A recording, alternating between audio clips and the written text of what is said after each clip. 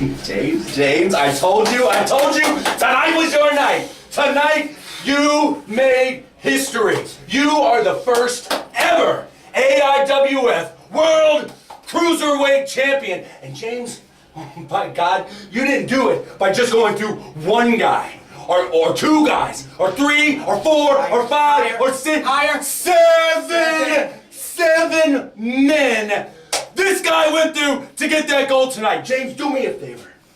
The caramel candy, you're so silky smooth. I want you to look into that camera and tell those people how long that title's gonna stay around your waist. I'm gonna tell you what, Justin.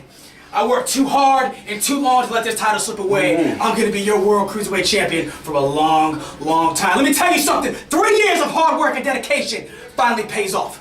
3 years of busting my ass, going from show to show, state to state, city to city, finally paid off.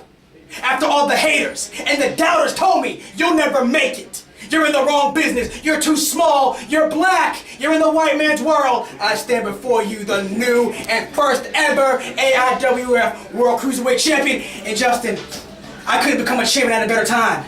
It's Black History Month. And why not have Black History Month if you're not gonna have history? Because I made history. First ever AIWF World Cruiserweight Champion. Well, that would make me the first ever African American AIWF World Cruiserweight Champion. Making all kinds of history. So boys and girls, you better get used to this name because I told you 2014 was gonna be my year.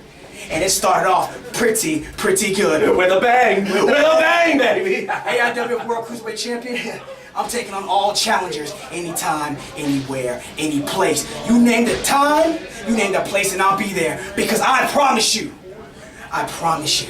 this belt is gonna stay with me for a long, long time. Now get out of here.